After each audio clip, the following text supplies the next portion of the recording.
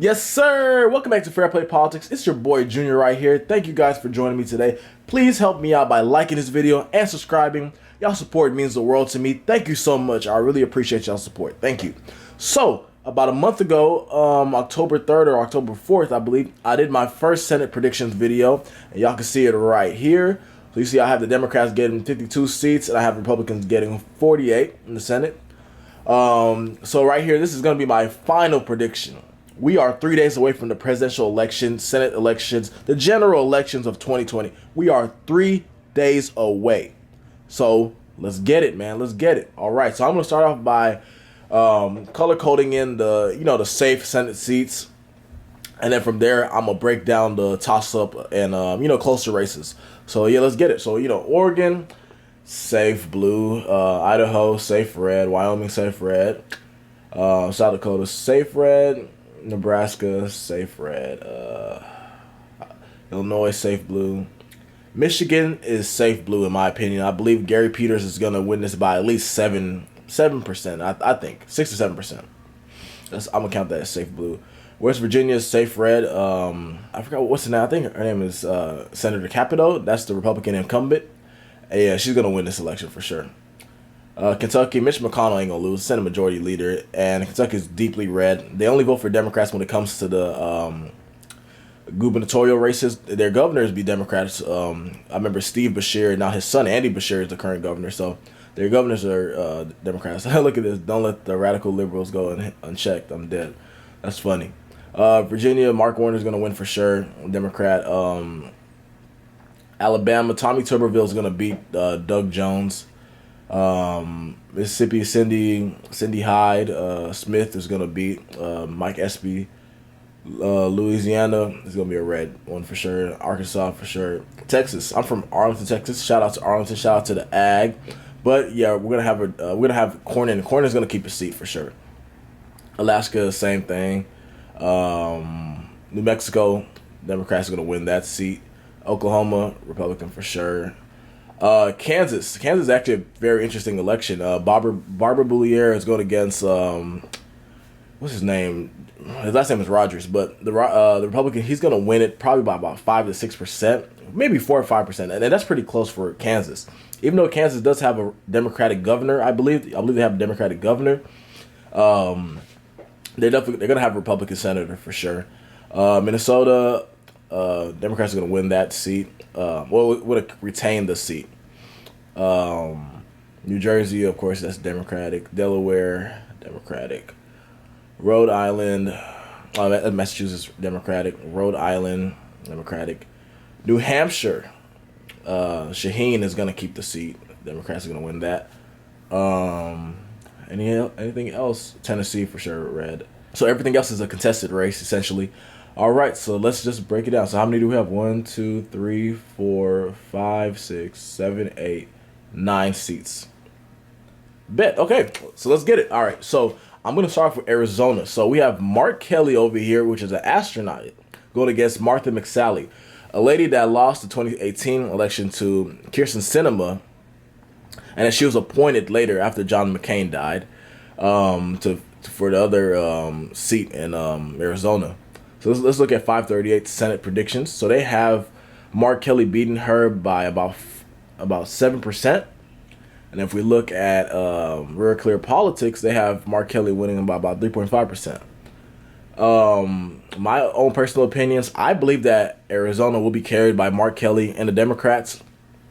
I feel like Mark Kelly is low-key going to help Biden out. It's going to be kind of like reverse coattails here. I think that Mark Kelly is going to do pretty well. I think he's going to win by at least 5 or 6%, and it may help Biden end up winning the state. That's my own opinion, but we'll see. Colorado, Cory Gardner is going to lose the seat. He's the incumbent Republican, but he's going to lose this seat for sure, in my opinion. We can look at 538's poll, and they have Hickenlooper, the former governor of Colorado, winning this by about 8%. And Real Clear Politics has it leaning Dem.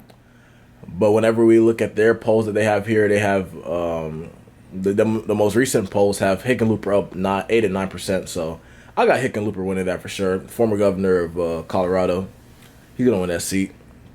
Then we go to Montana, which is a very, very, very, very, very, how many varies was that? 4, 5, 6? That's a very, very interesting race.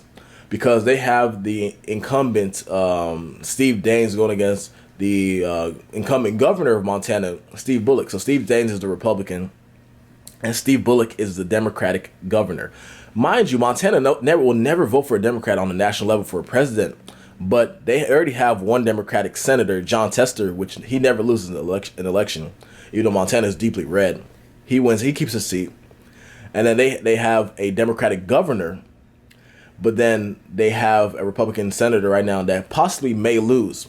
And I just find it fascinating. Like they always say, politics is local, and politics is really local. Some of these states will never vote for a Democrat on the national level, but they will have Democrats be their governors or senators. Same thing happens in the Northeast sometimes over here. Like you'll have some states like Massachusetts, I believe, has a Republican governor. Vermont has a Republican governor, but they're some of the most liberal states in America. Even though the Republican governors tend to be liberal, it still fascinates me that they can have a Republican as their governor, which is interesting. I love politics. Politics is crazy. I love it. Yeah, so Montana right here. So if we look at 538's polling, they have Steve Daines winning it by about 3%. On Real Clear Politics, they have it as a toss-up. But looking at all the polls, most of the polls are saying Steve Daines is going to win. New York Times has Daines up by 3. NBC poll, he's up by 1. Emerson up by 9. But he's a little bit older. But yeah, so the polling is saying that Steve Daines is going to win this race. It's going to be very tight. It's going to be very close. But I don't know. Like I said this back in earlier in October. I don't know what. I have this weird feeling that Steve Bullock is going to pull it off. Like Steve Bullock, he's a very popular Democratic governor in Montana. And even though Trump is going to win Montana handedly, like it's not even going to be close, I just have a very strange feeling that Bullock is going to win this. And a lot of people got on me about this whenever I made my first prediction earlier in this month. They were like, there's no way it's going to happen. And maybe I'm wrong, maybe. If I'm wrong, come back to this video 4 days from now, right, on November 4th, and tell me that I'm wrong. Comment below, tell me I'm wrong. But I do think that Steve Bullock is going to win. I don't know why I feel this way, but I feel this way. And that's just my opinion for some reason. I don't know. Now we have Iowa over here, right? So we have Teresa Greenfield going against Joni Ernst. Joni Ernst is the Republican incumbent in Iowa. And all the polling is saying that it's going to be very, very, very tight. 538 has Teresa up by about 0.8%, so 0.8%. Real Clear Politics has her up by 1.5%. And that's interesting because Real Clear Politics tends to be more to the right whenever they compile their polls. But I think I just don't know. This one is just very confusing to me because the presidential race in Iowa is going to be very close. I think Biden's going to win it by a very, very slim margin. But then I don't like earlier I predicted that Iowa was going to go to the Democrats as well. But I just don't know. I just don't know. Like I'm going to come back to that one. I'll make a decision at the very end of the video. We'll come back to that. So now let's go to Georgia. So Georgia has two races. They have a normal Senate race, and then they have a special election race to replace the former Senator Johnny Isakson. So Georgia is a very interesting race this time. So I'm gonna start off with the regular Senate race, then we'll go to the special election after that. So 538 has it as a toss-up. They have David Perdue up by 0.2% over Jon Ossoff. Real Clear Politics has it as, let's see, they have Ossoff. Wow. So Real Clear Politics has Ossoff up by 0.7%. So, like, all right, I'm not gonna lie to you. I'll be honest, 100%. Prior to that debate and the clips that we got from that debate that happened when Jon Ossoff called David Perdue a crook, I thought he had no chance of winning this. I thought David Perdue was going to win it by probably like 3 or 4%. But I think that thing has caused a big swing in the pendulum of this election. Like, people have started donating crazy bread, crazy money to Jon Ossoff's campaign. I think that he's going to, like, in Georgia, you have to get at least 50% to win the election. And for Ossoff to win it without having to go to a runoff in January, he has to win at least 50%. I think that he might just pull it off now. I think he just might do it now. I think he just might, just because of the momentum. They have freaking David Perdue canceling the second debate to go campaign with Trump. See, David Perdue's on the defense right now. He's pretty nervous and pretty scared. He's running away from the freaking debates, which is quite surprising. But yeah, I think Ossoff is going to win this race. I think he's going to get that 50.1%. A very, very, very slim margin. But that's what I'm looking at right now. Now we have the special election.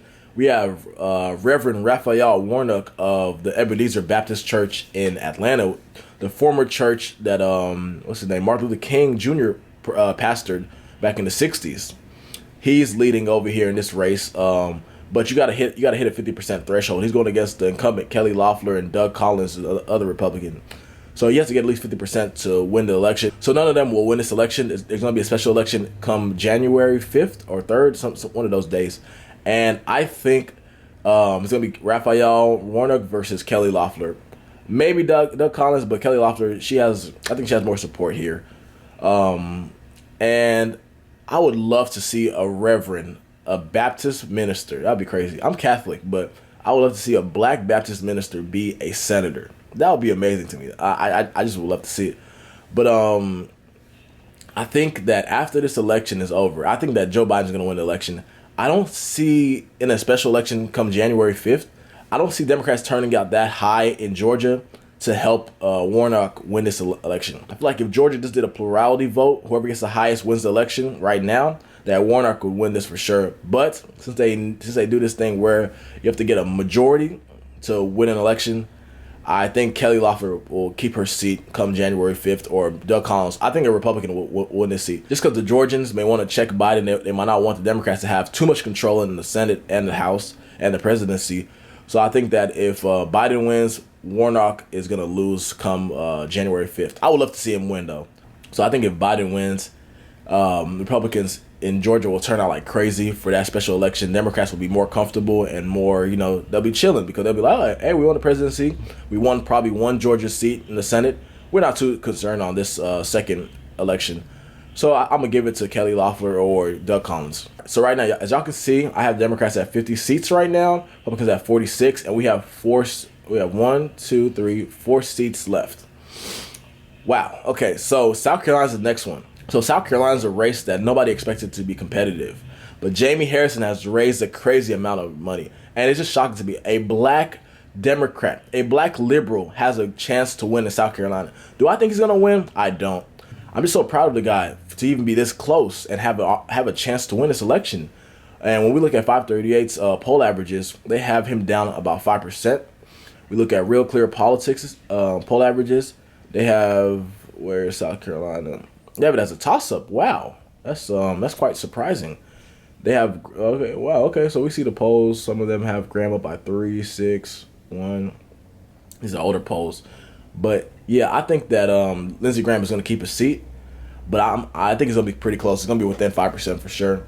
But Lindsey Graham is going to win a seat, keep a seat, in my opinion, and that's how I'm looking at it right now. But man, shout out to Jamie Harrison just for doing the damn thing, honestly. And giving a lot of us young black men that want to get into politics hope for the future. Like me, I want to run for my Senate seat in Texas whenever I'm of age. Right now, I'm only 21, and so I won't be able to run for it right now. But I just love what these black men are doing, especially in Georgia and South Carolina, in the South. It's very interesting, and I'm very happy to see it. I love to see it. All right, so now let's look at North Carolina. So we have incumbent Tom Tillis, a Republican, going against Cal Cunningham. And all the polls are saying that Cal Cunningham is going to win it, even after the sex scandal that he had, the sexting scandal, whatever you want to call it, that he had, that came out about a month ago. It was early October, I believe. It was kind of an October surprise. So yeah, 538 has him up by about 2.6%. Real Clear Politics has him up probably as well. We're North Carolina by 3.2%. By larger margin. I got Cal Cunningham winning this. I think Joe Biden will also win North Carolina, but it's going to be very, very close. So that's what I got right now. Now, Maine. Susan Collins and Sarah Gideon.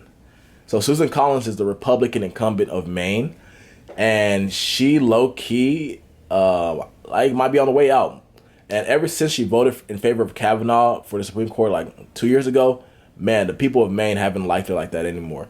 Keep in mind, Maine votes for Democrats on the presidential election every 4 years. They always vote for Democrats, but they've tended to like Susan Collins. So she really pissed a lot of moderates and moderates and people that split their tickets whenever she voted in favor of Kavanaugh back in 2018 for the Supreme Court.